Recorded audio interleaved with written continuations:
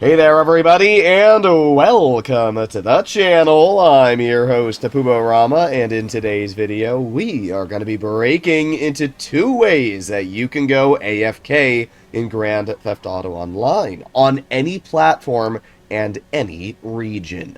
When the Bottom Dollars Bounty DLC, which is the latest update, was added into Grand Theft Auto Online, Rockstar basically took away the majority of easy ways to go AFK. Now, there are a couple ways that you can still do it, which are fairly easy, we'll be talking about in today's video.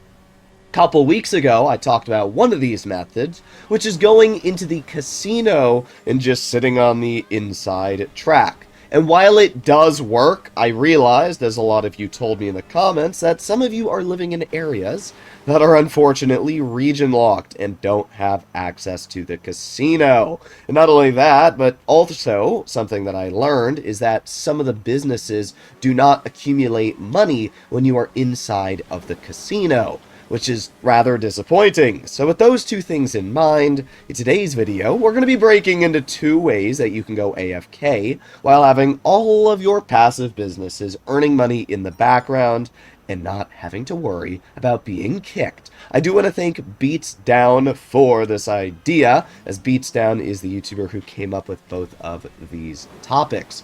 Without further ado, let's get straight into the first method. The first method we'll be breaking into is actually very, very simple. As you'll notice, I am in a public lobby with 22 people in it. And to do this method, all we have to do is hop on to the TV. Now, in the past, you could simply watch cameras and the game wouldn't kick you. However, while the cameras have been patched, it is still incredibly easy to stay in an online session and not get kicked. When you're in a public lobby and you scroll through the cameras enough, you're going to make it to an option where you kind of sit at a black screen for a while. And then it's going to load you looking at all of the players in a public session. So as we can see right now, we're looking at Pimp00772. And he's running around and punching a bunch of people in the face. And right now, it is impossible for us to get kicked. If we simply leave our game spectating other players, we will never ever get kicked. Not only that, but you might say, okay, what happens if Mr. Pimp leaves the lobby?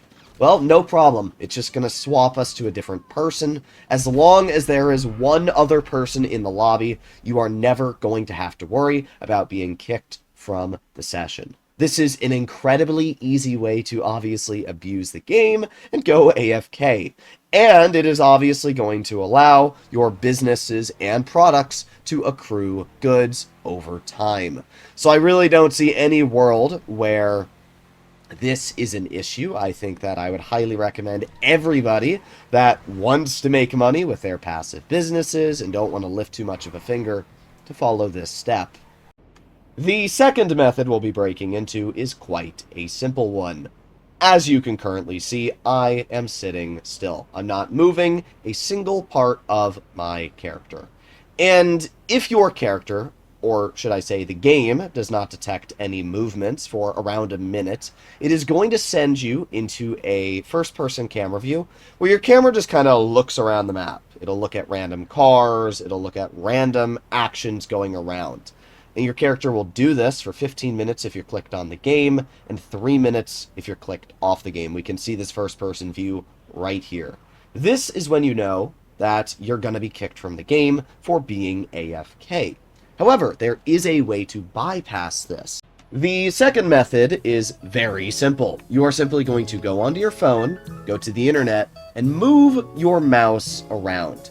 Doing this, while you're moving your mouse, you're going to want to press the top button on your remote. So for Xbox, it is Y, and it is going to close the application that you are on, leaving your character in a standing animation. Doing this is going to just leave you like this. And if you've done it properly, your character is never going to go into the first-person camera, meaning that you are never ever going to get the kick timer, which is kind of crazy, and this method works every single time. It might take a couple of attempts to get right, which is why I personally think the first method we went over is a bit easier, but this works very well.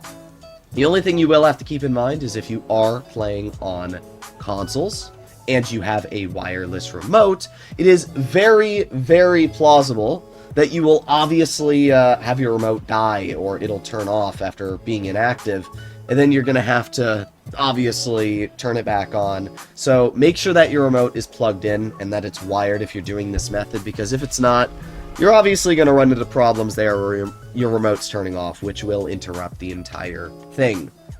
So again, that's why I think the first method is better. Now, there's a lot of people that will always come into my comments and say, oh, well, actually, the best way to AFK is to get a rubber band and put that on both of your joysticks. And I'm like, seriously, you think that's the best way to do an AFK method in the game? What an absolute aper idea. I cannot believe people still think in 2024 getting stick drift is the best way to go AFK.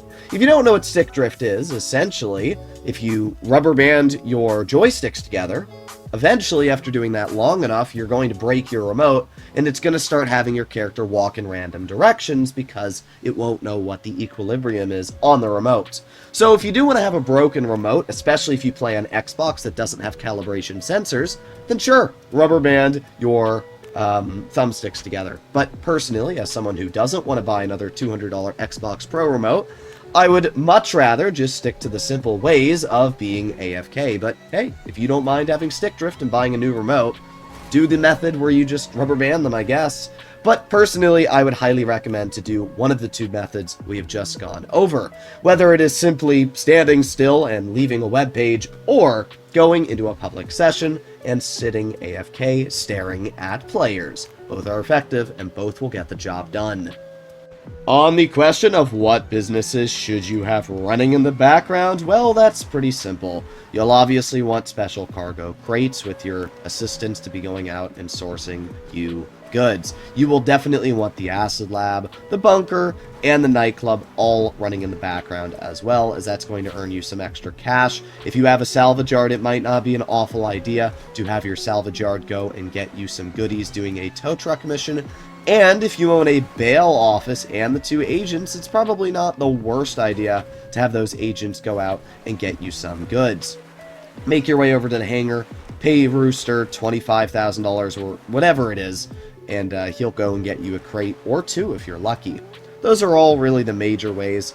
The motorcycle club I personally don't recommend to use. I don't think the motorcycle club is a good way of making money. I think the sale missions take too long. I think they're boring, they're tedious, and you can make the same amount of money doing something as simple as the Cayo Perico heist or the Dr. Dre VIP method. So that's kind of how I see it. Either way, let me know in the comments down below what you guys think. Let me know if you agree or disagree with my methods, but I think these are pretty basic and you'd be pretty bad to mess them up. I'll see you in the next one. Bye-bye!